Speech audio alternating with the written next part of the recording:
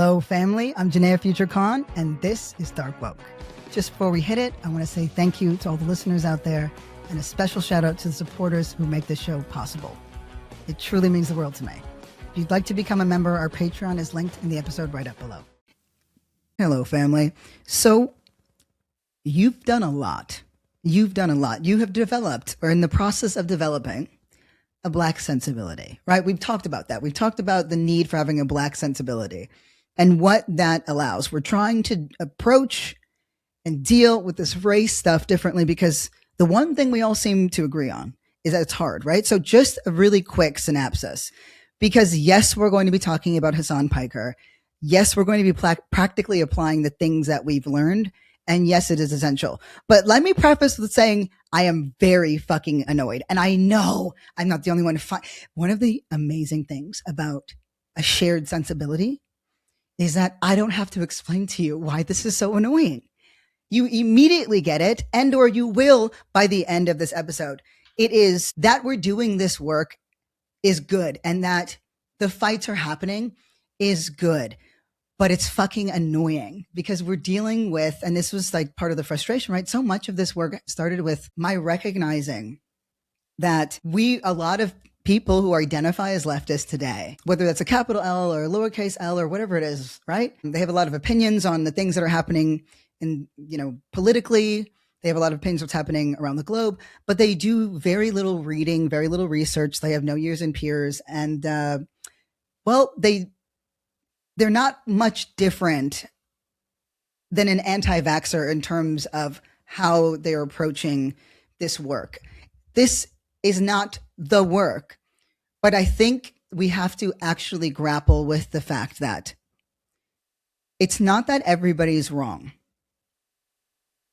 It's that everybody is a little bit right, and they're missing really integral pieces that make this make sense. And so the more you know, the more frustrating it gets. So sit in the nexus of what we've sort of been, talking about, right?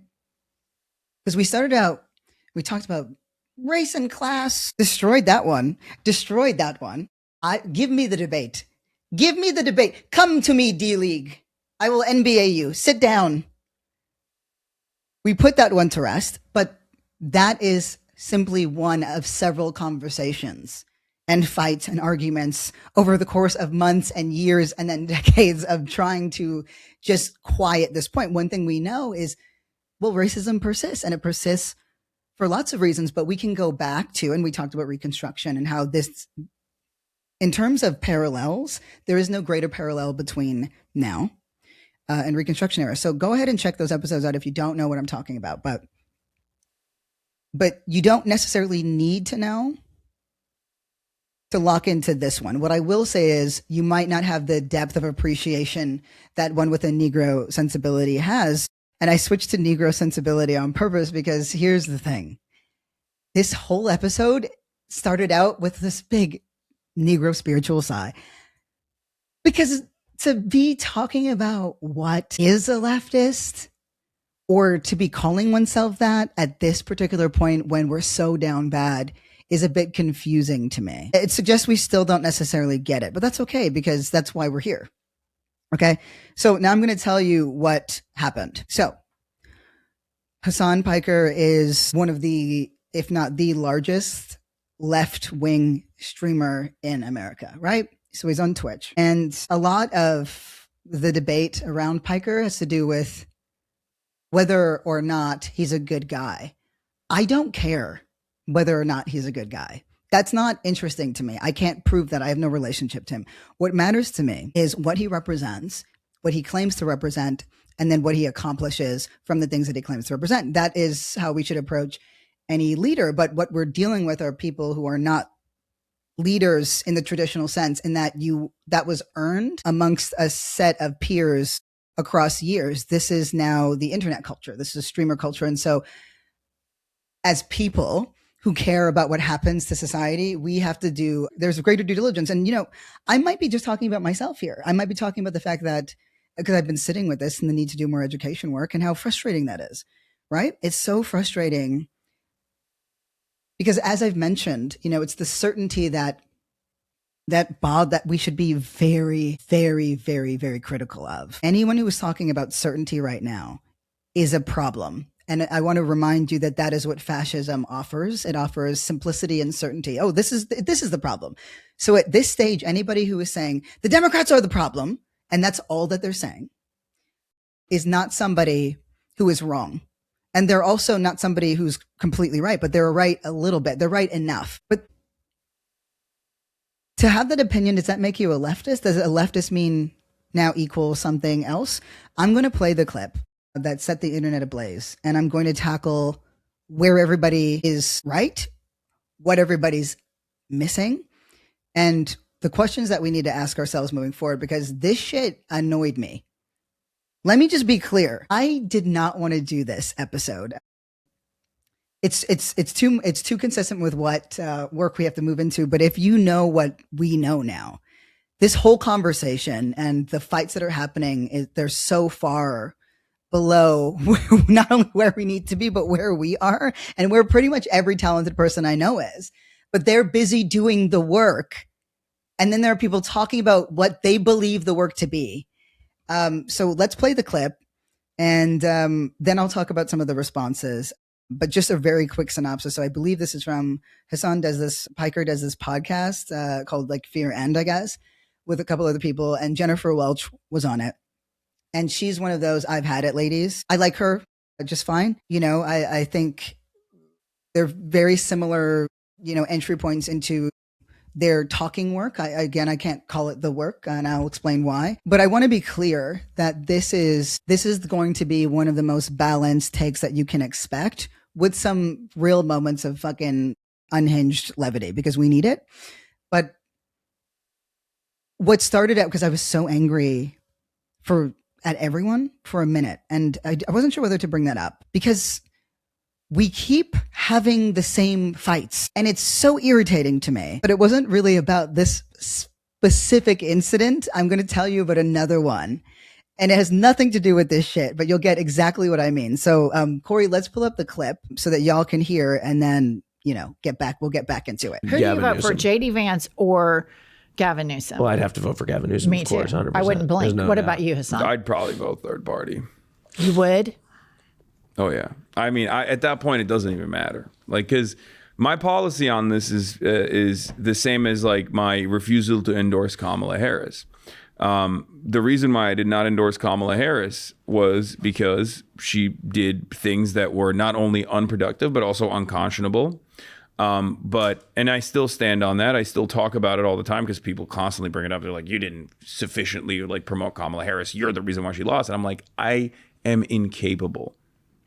There is no singular force in this country that is capable of making or breaking an election. And if that was real, then it is the most idiotic thing not to listen to my demands. But everybody knows that that's not real, right? Mm-hmm. If I had this singular force to be able to make Kamala Harris the president, then Kamala Harris should be coming to me every day and being like, let me do a collab with you, please. Totally. Right? That's not the case, of course. And they know it. That's why they didn't do it. But the campaigns are always responsible for whether or not they are able to win the crowds, win the population over, and you know, combat against the couch. Not necessarily even against the Republican Party, but usually you're fighting against the couch, people who just don't go out and vote.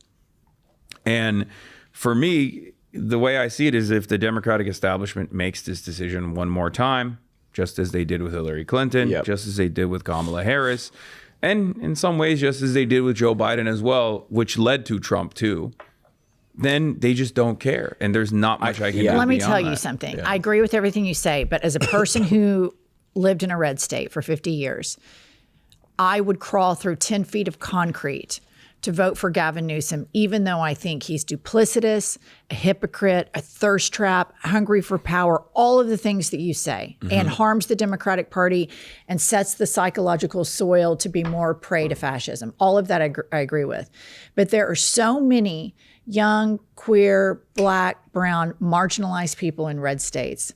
And even though this corporate Democrat is, you see it in a long-term game. In the short-term game, a President Newsom over a President J.D. Vance means that these people have some protection, because these red states, like, here's what has happened in red states. The Democratic Party abandoned the 50-state strategy.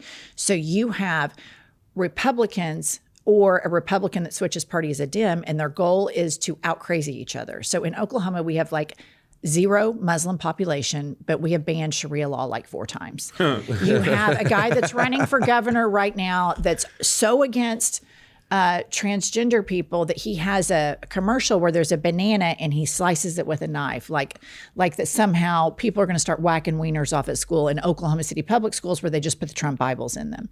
So you have this, people out crazy each other, and these state governments are so fucking unhinged. When you live in California, or New York, where I live now, you lose touch, even before Trump, of how diabolical these unhinged right-wingers are. And I agree with you. I think Gavin Newsom has committed political suicide.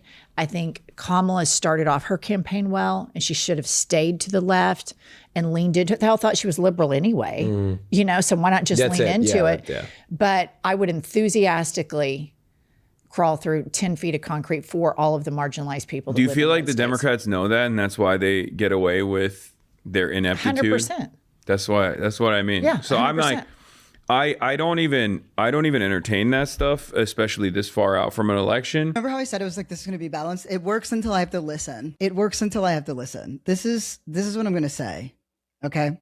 And we're going to break everything down because sincerely, I want to be clear that the words that Hasan, Piker, like the words that were used to describe Newsom, right? Like thirst trap, duplicitous, and all these other things could very easily be used to describe Hasan himself. And that's not a dunk. It's just, it depends on at what place and point you enter this conversation. They both have a role to play. Newsom, Piker, Welch, me, you, we have a role to play. But I want to make clear some things, okay? Before we move further and I really go through the reactions and the points, let's go over what Piker said, right? He was asked who he would vote for, right? He's asked who would you ever, whatever, right? And it was the general way that the conversation that we entered it. So Welch says Newsom, whoever that little twink is, Newsom. Piker says third party, right? Did you notice that he didn't say who? Did you notice that he didn't name a party? Because, right, but there are third party entities here.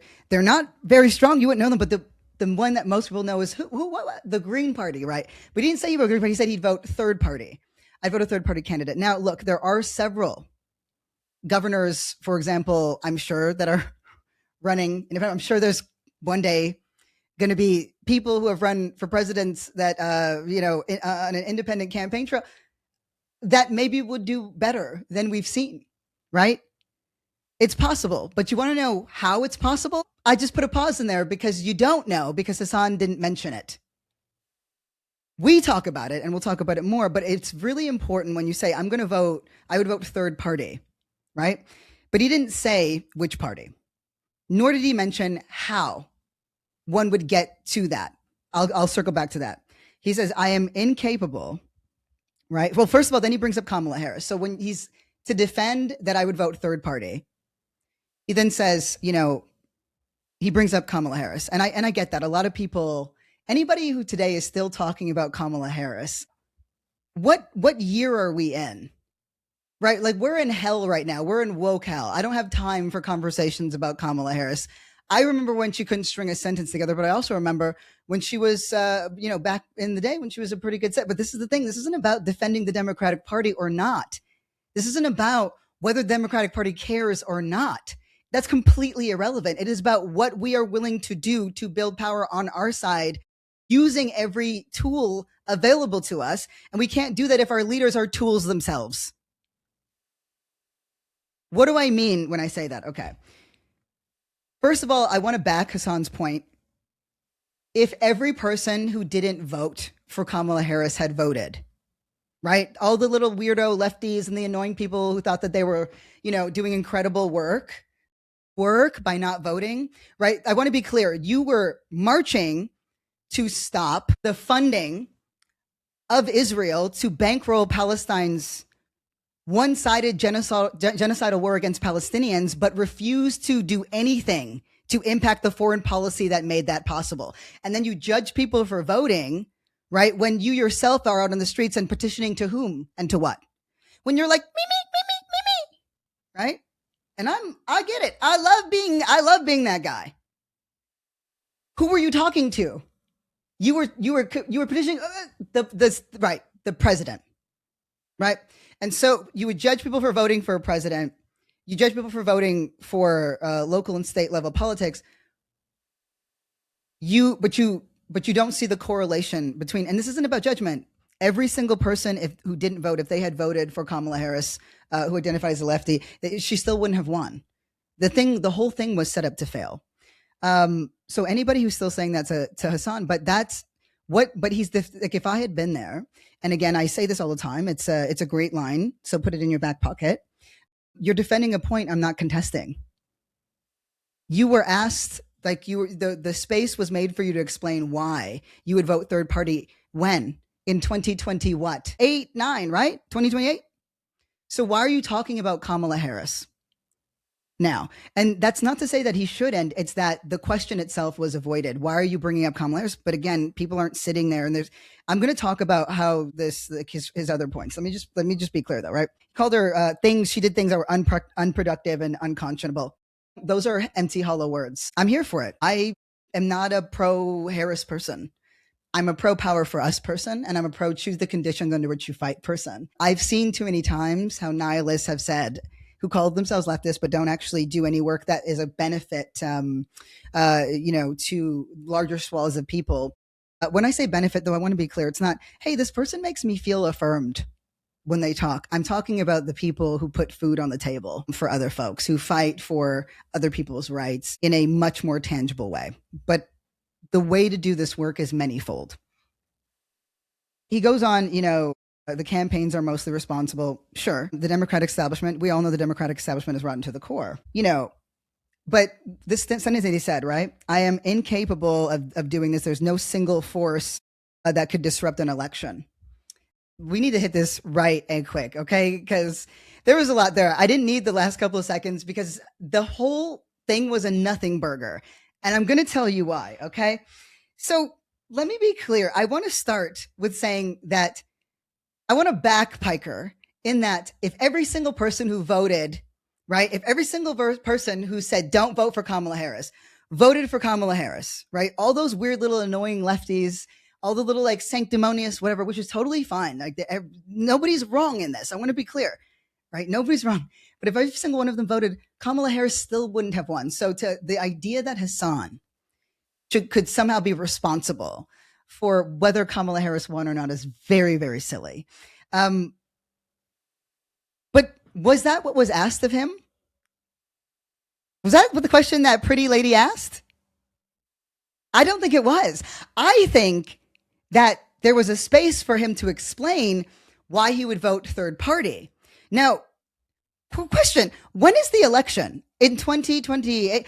Oh, okay. So you're being asked about what you're going to do in the future. And then you're supposed to explain, what things led up to that from here and now, which is 2026 to 2028. But we didn't get that. We got Kamala Harris and we got Biden. We got the Democratic establishment is bad. Kamala and she did things unproductive and unconscionable. Is that a sufficient response? These are not jabs. These are actual sincere questions I'm asking us because what we're not clear about, the only thing that we've got to get clear about, right, before we can even hit strategy is what should we actually expect from this new kind of quote leadership?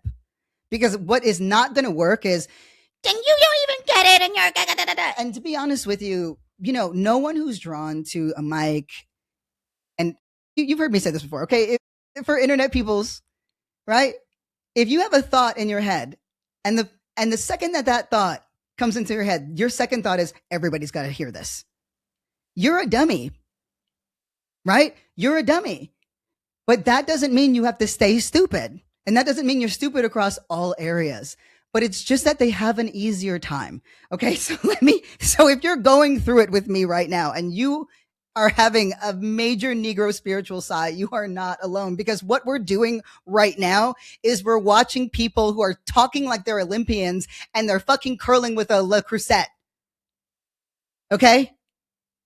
You want to talk to me about him being hardworking, and a lot of these like new era, so like lefty talk gappers, right? And I'm going to call it the so-called left for now, but I'm not trying to be a cunt. I'm calling it the so-called left because it's not yet, right? And it could be, but it's not yet. We need a higher degree of due diligence. But what I'm not going to contest, because what often happens is, well, Piker does work. Listen, that he's hardworking. I know lots of people who are hardworking. I know lots of single moms who are hardworking. Give me anybody who's working harder than a single mom, right? But I've seen the guy sits there for hours and hours a day. You're not going to hear me talk about that. He's not hardworking, but being hardworking and knowing what you're doing are very different things. Take one of my niggas, for example. Okay. One of my friends, a nigga I know, he downloaded Grindr, right? And only when he got there did he realize that Grindr was not an app for niggas who want to work hard.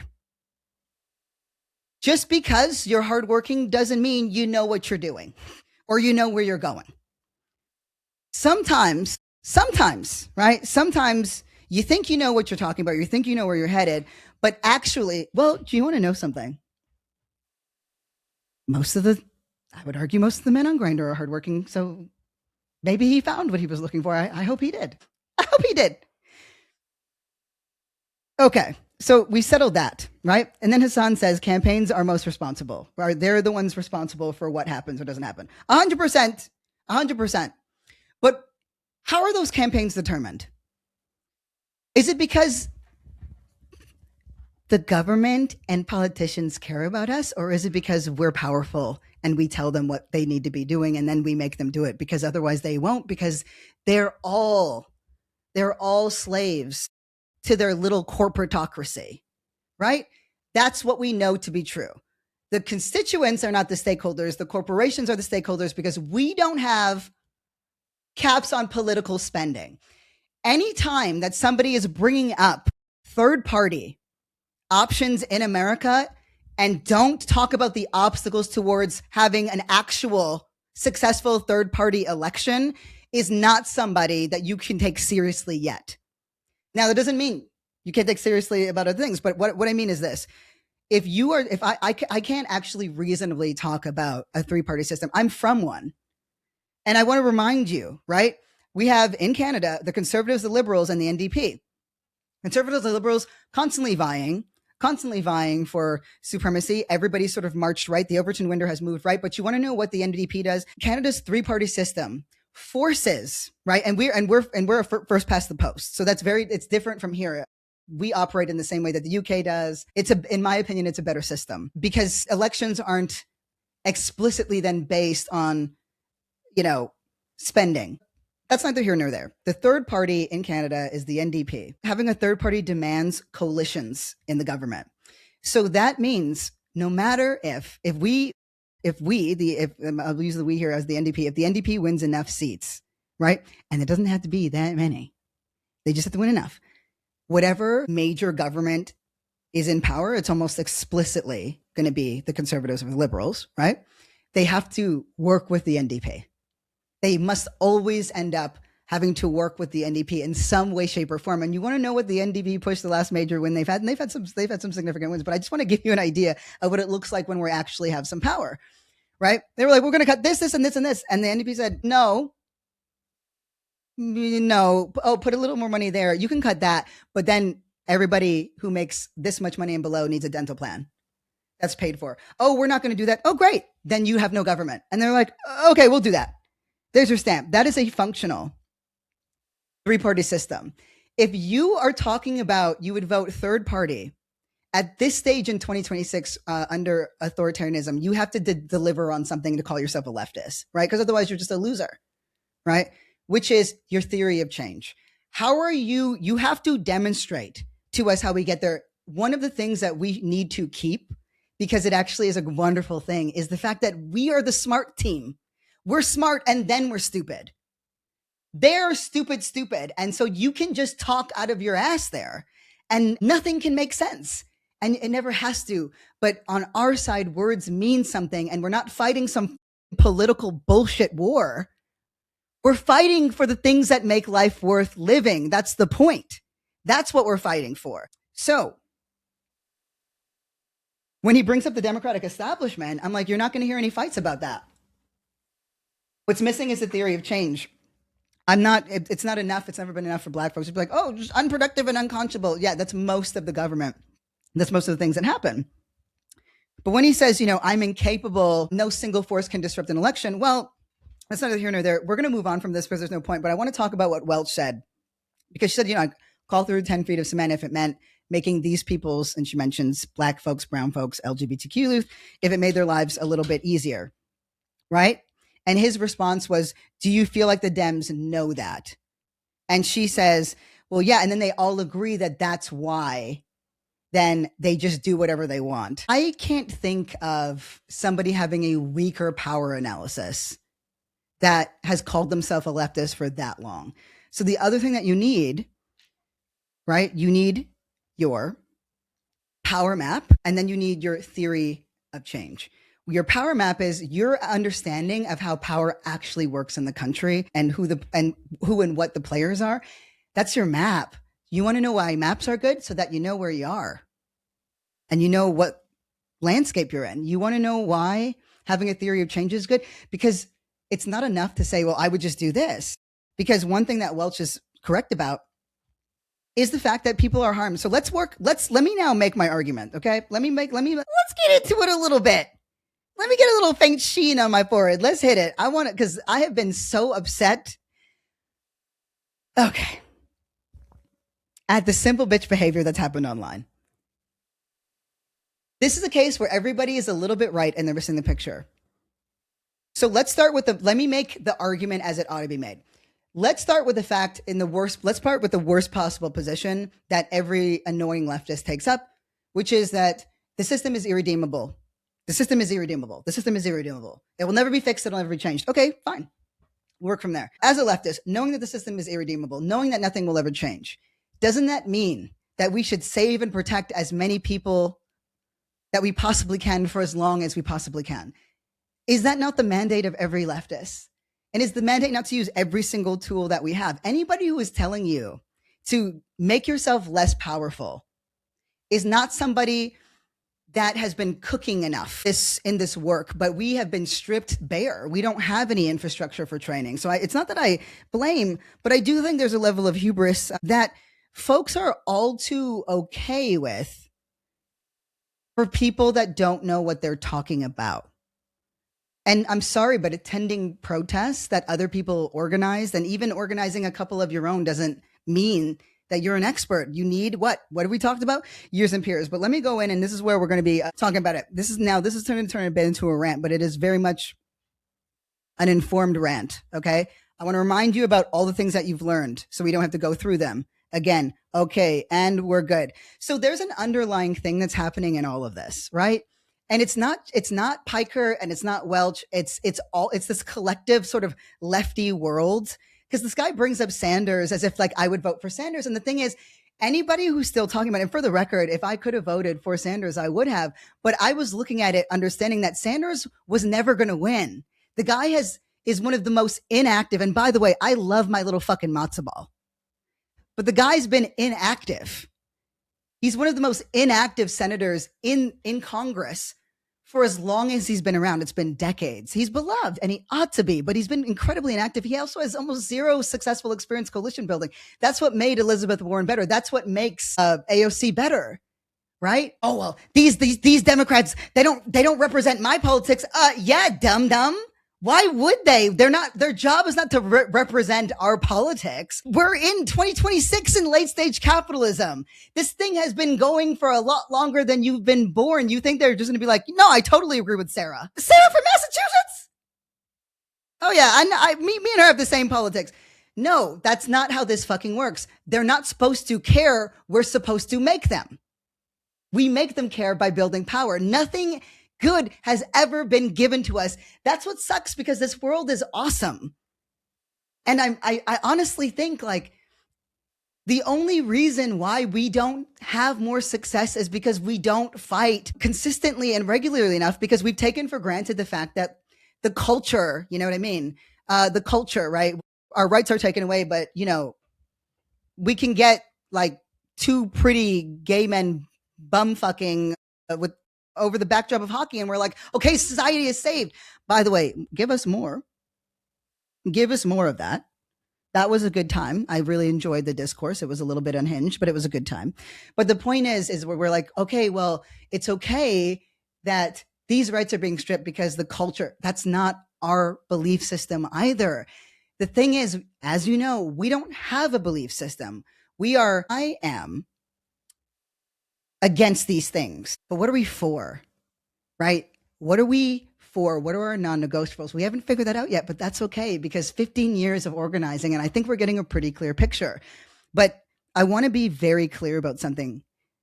In the world of, I think, a lot of folks who buy into this idea that I can be a leftist and not be accountable to anyone or anything except for what I believe to be true, not only is that silly and dangerous and actually extremely right-wing and fascistic thinking, which concerns me. And it very much concerns me. It makes it clear to me that we don't have expectations.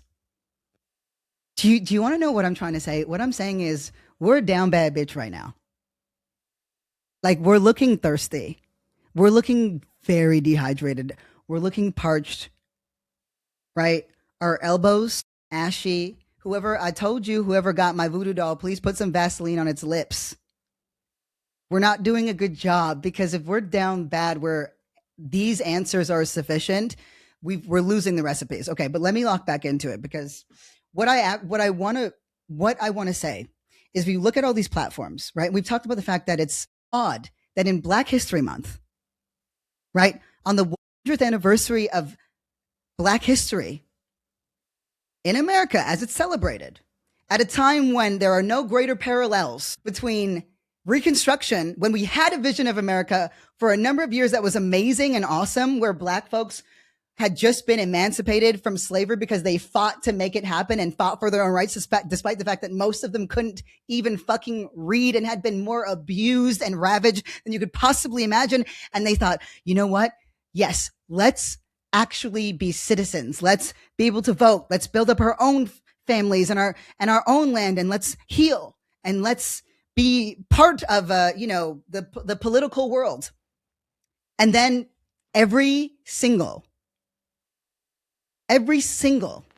person that hated Black people, and every single person who didn't, still managed to work really well together to strip every single one of those rights. We're not fighting for a pipe dream. That vision of America lasted. Homeland won, right? Homeland won.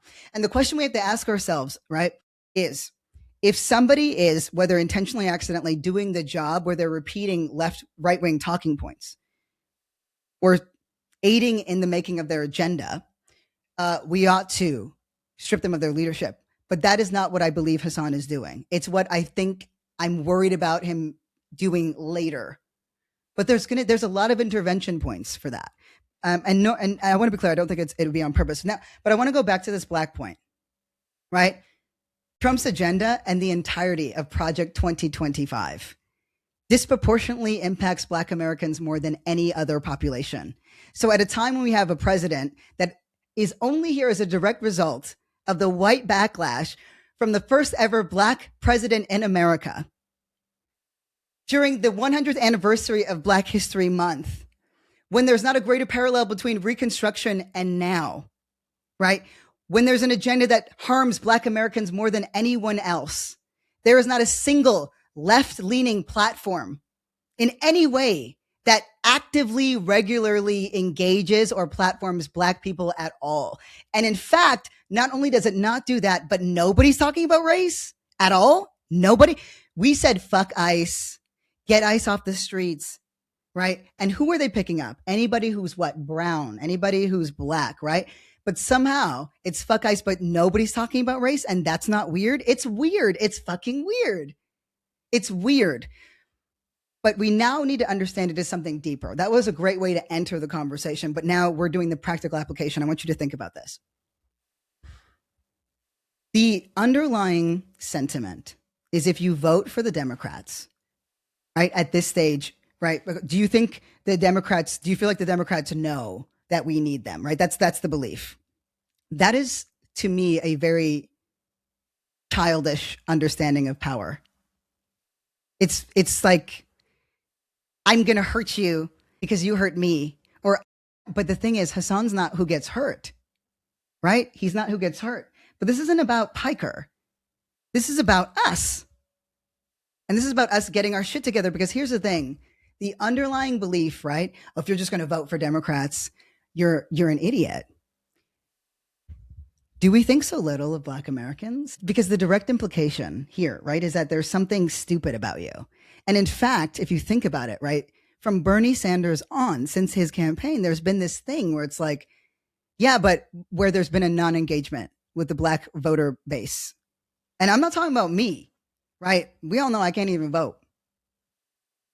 I'm not talking about me. I'm not talking about myself. I'm talking about Black Americans, and particularly the Black American middle class, right? Do you ever hear anybody talk about that anywhere at all, let alone these so-called leftists? Because they believe in everything but race. They'll tackle everything but race. So that's a thing we need to start normalizing, because the thing is, what it implies is the lack of analysis and awareness of what's actually going on. And what I mean is, again, what's the theory of change and what are the obstacles to getting there? You cannot meaningfully talk about running a third party or voting third party in any way, shape, or form unless it's local. And again, who are you championing? Who are you picking up? How are you using your platform to actually, but it's not about doing the work. Because here's the thing, and this is not about him, it's about all of us and understanding this moment. Who are you accountable to? And what are you accountable to? I have a belief system. I can't talk out of my neck. We've talked about this. I'm part of a tradition, right? But Piker's is accountable to his audience, his base, the people who follow him. That's it. That means that they can only hold them as accountable to what they themselves know, which demonstrably is very little. And that's not a dig. That is the result of our infrastructure being gutted. But the cups are not empty. They're getting filled with nonsense. Right?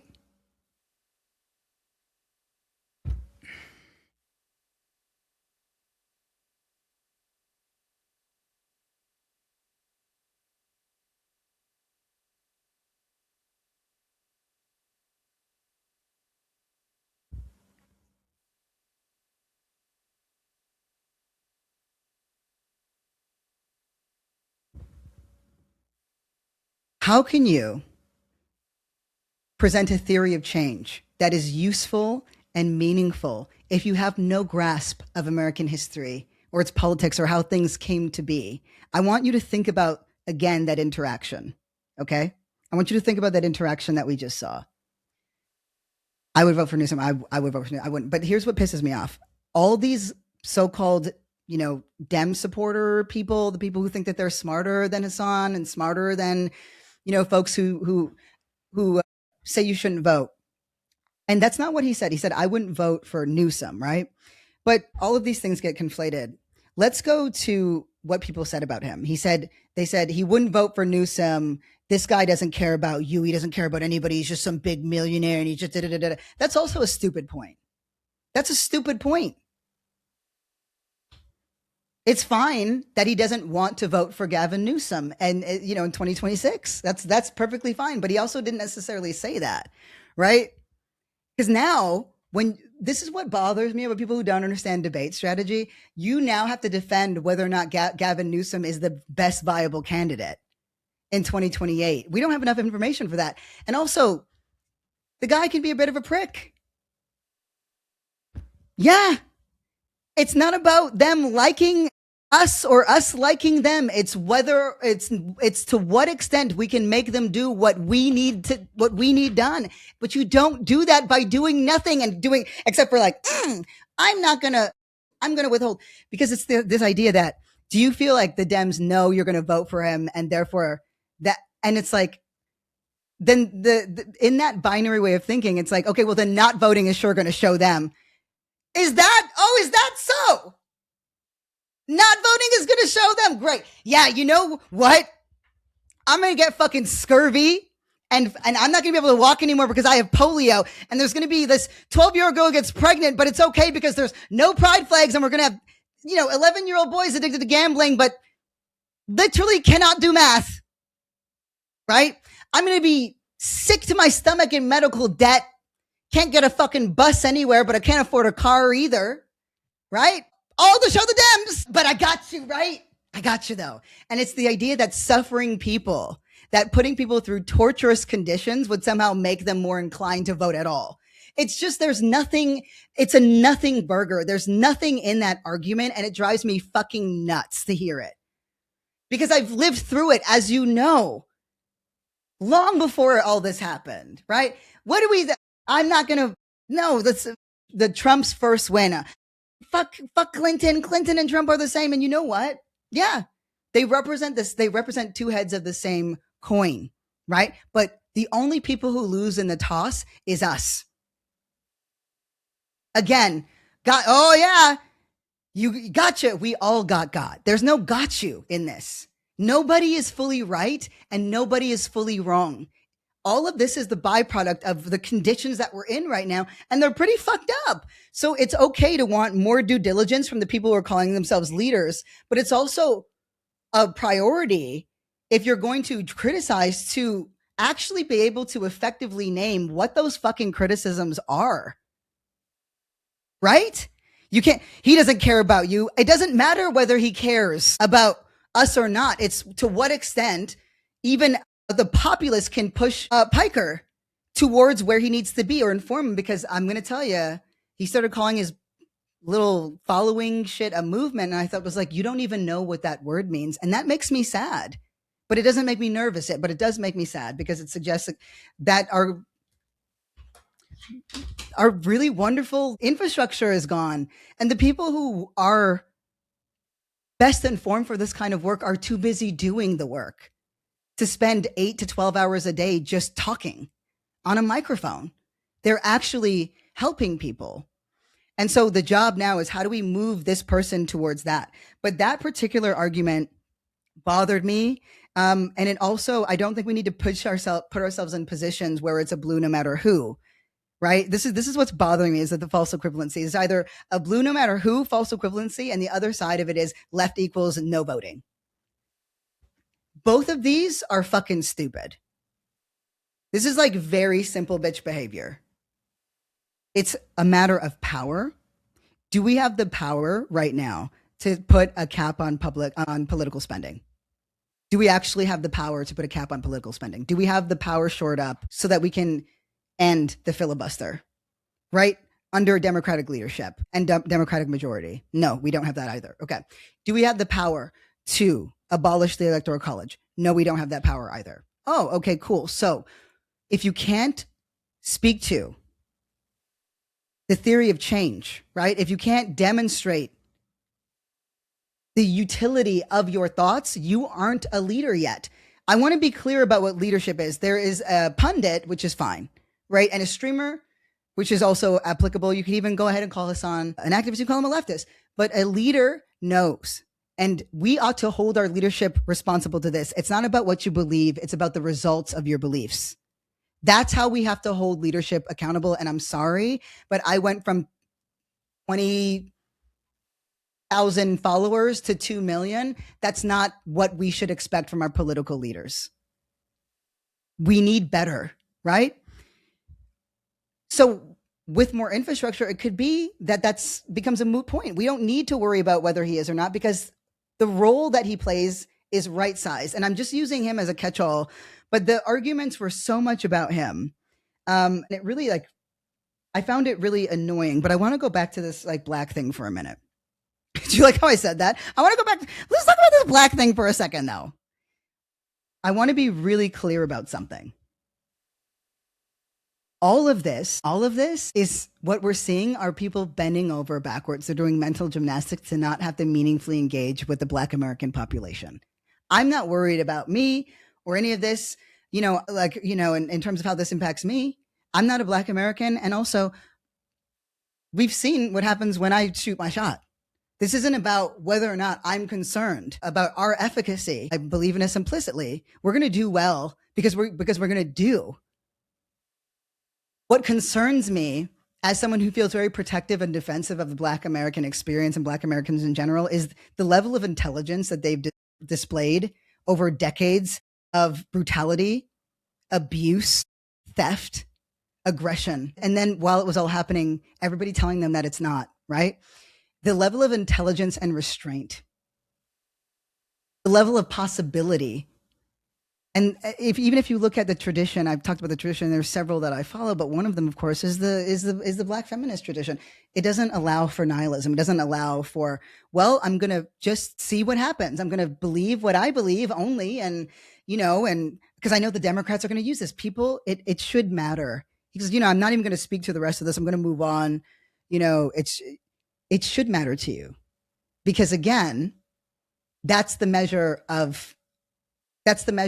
our measuring stick as leftists, how people are cared for. And you can undercut the Democratic establishment. Like, fuck it the fuck up. I'm so here for that. Right?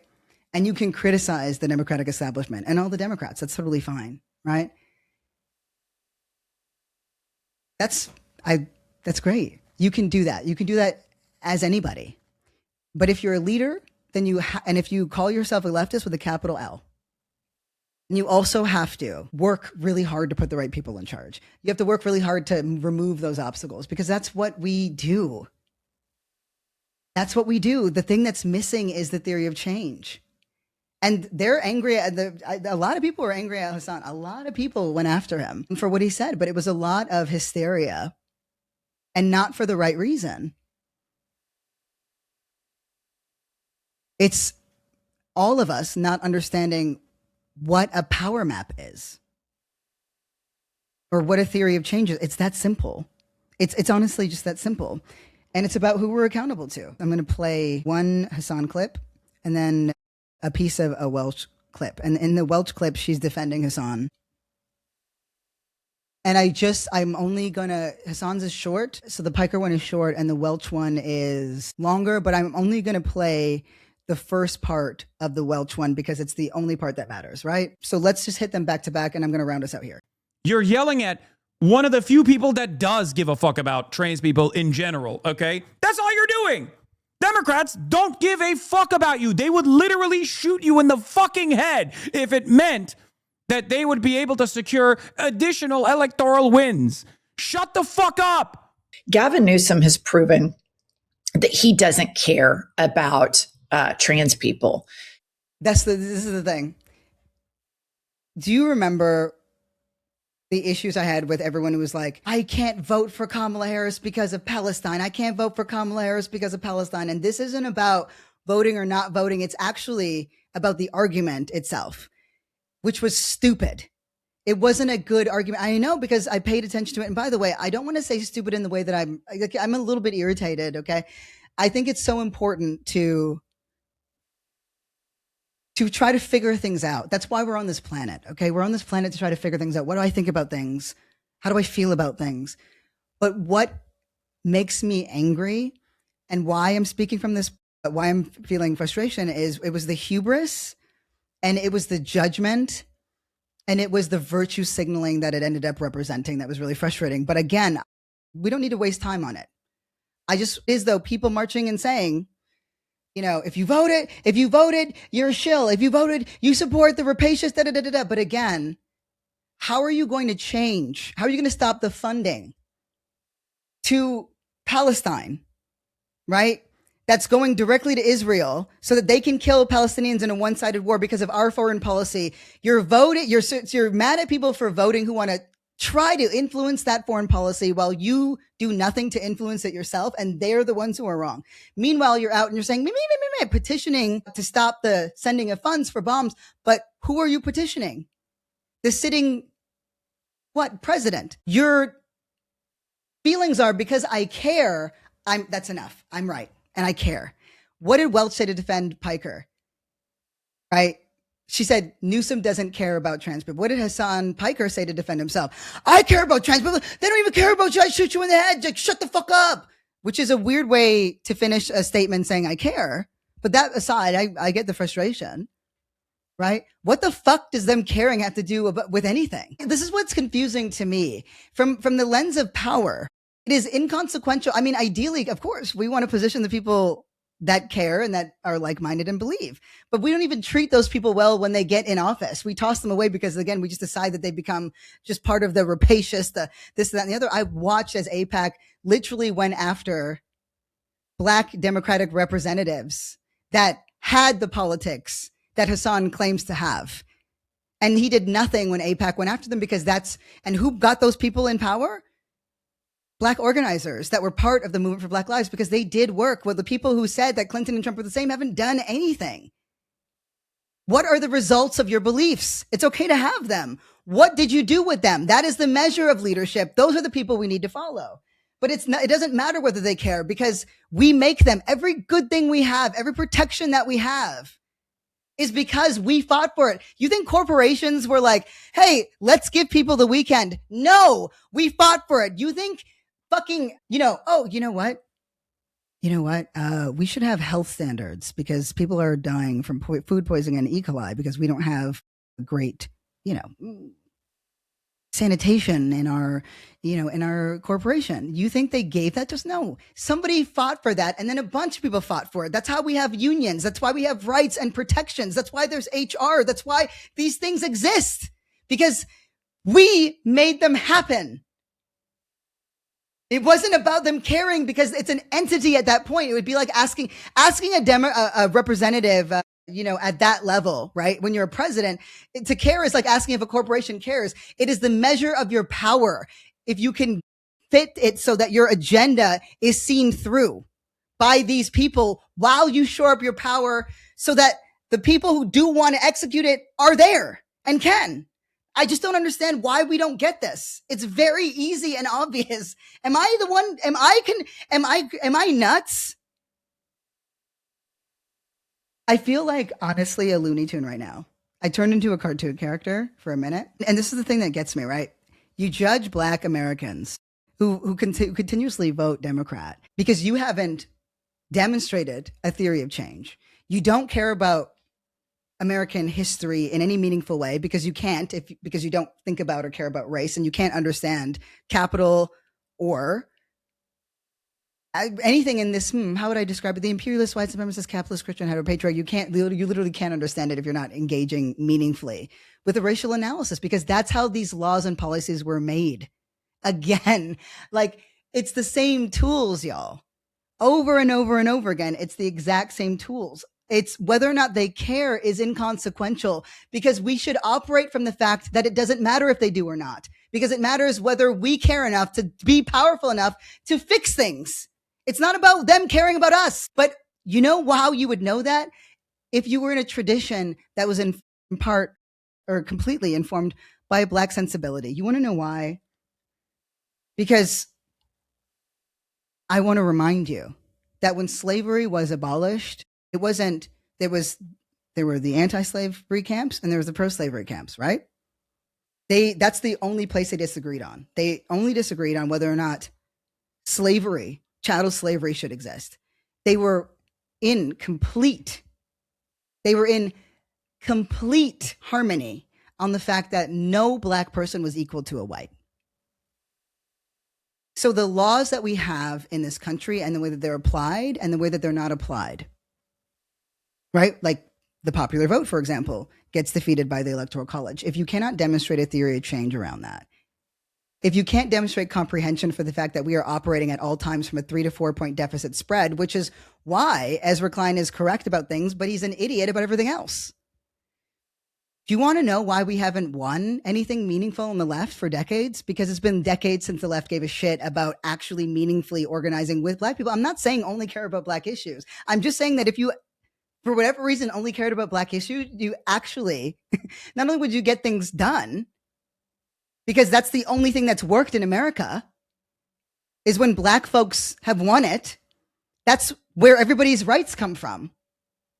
right? That we've been able to take for granted. And now we're seeing that actually we need them. They're good things, right?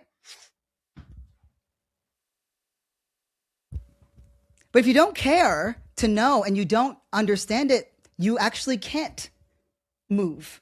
We haven't seen any major wins because we simply don't respect. We don't respect what it would take. And it's not sexy. We really want simple situations. But again, sincerity is to me, as you know, the antidote to fascism. And what you've seen and heard, and I think what's tough is for those casual observers in particular, and those of us who have to get sort of inundated with this, these arguments online, is there's no sincerity there at all, but there's also no knowledge.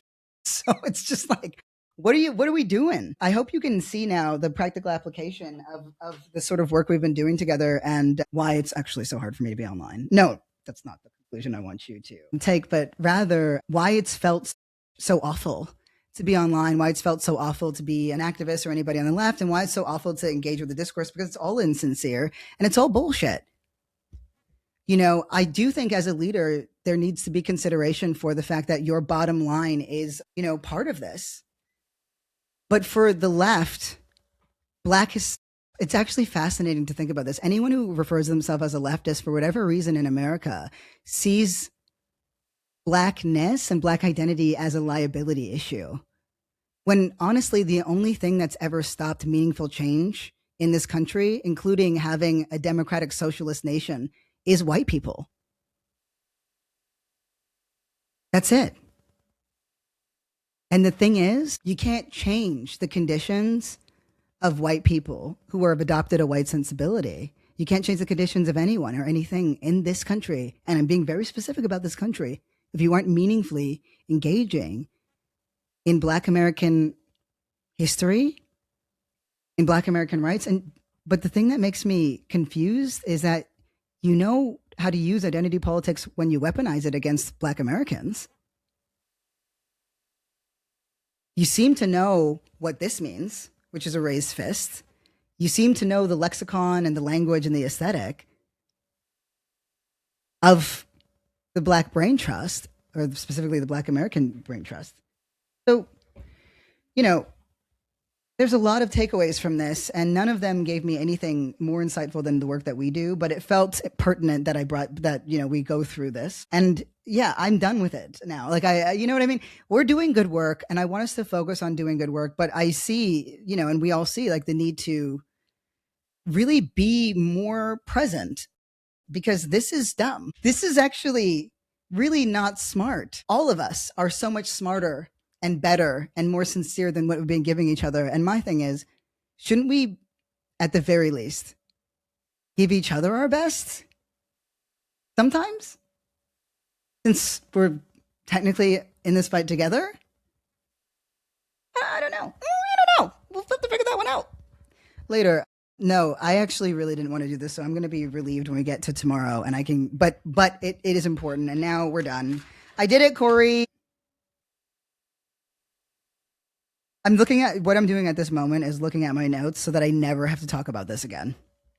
Because the thing is, we are going to be talking about this again, but we're not going to be talking about it in relationship to Piker.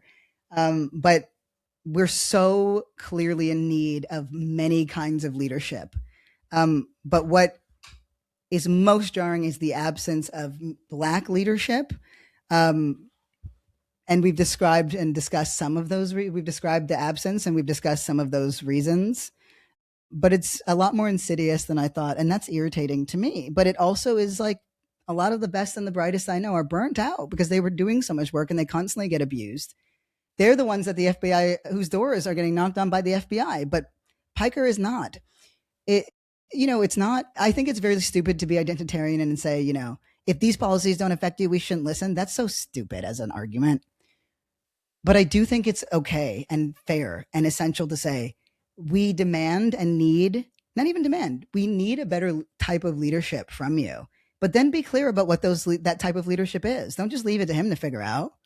You think he's going to? He's not incentivized because, again, it doesn't matter whether Hasan actually cares or not. Do I think he actually cares about trans people? I don't care. I don't think about that.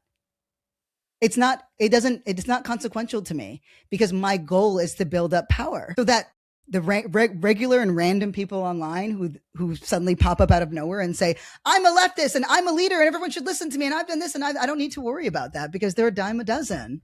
It's about whether or not we have power, but Hasan is an asset.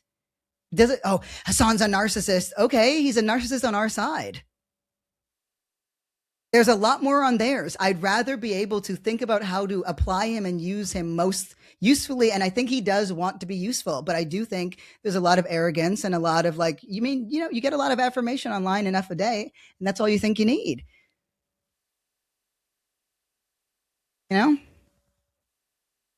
Give us a little delight, Turkish man. Jesus Christ. A little dream for a future, perhaps. Anyway, I'm getting off of this. I'm irritated. Can you hear how irritated I am? So I'm going to go not talk about this anymore. And I'm going to be I'm excited to talk about more, of the work we're doing later. But I hope you guys got something out of it. Do let me know. I'm so curious. But if the takeaway is, how do I feel? How do I not feel? We're here. We're here. And anyone who wants to and is trying to do good, I'm going to encourage that. It's that simple. But we have got to get better at making sure that what good is and useful is clearer, because it's not right now. It's not. And, well, if people are only going to be, this is the ultimate irony, right? Anybody who says these folks are only accountable to the people who pay their bills. Well, that also is true of a streamer. So if the masses, the 20,000 people that listen to Piker don't know enough, then we have to make the knowledge so pervasive that it is obvious to them, But I just don't think we need to do all the other things when we're yapping and blah, blah, blah. Now I'm talking about nothing. It's time to go. I love you all very much. Thank you, Corey, for making me sound good and look good. This is a fucking nightmare. I am so glad we're going to be moving on. You know what this feels like? I'm going to tell you what this feels like. I'm going to tell you exactly what this feels like. Canada versus the United States. Hockey Olympics. Okay? It's a fucking shutout. But it's not Canada shutting out the United States. It's the United States shutting out Canada, okay? But then the first ever black woman on the U.S. national team is not only skating in the match, but then she fucking scores a goal. And so I was just irritated because I'm like, y'all shut out my country, my Canadians. But then here comes this black girl throwing a wrench in my rage. So I just was cranky. And that's how I feel about this whole thing. But what I'm not ever going to be mad at is that we're playing the game, because as long as we're on the fucking board, everything is possible. Don't forget that. Make your shit, talk your shit. Okay, I love you. I gotta go. Mwah. Can't wait for the next episode. This was a lot.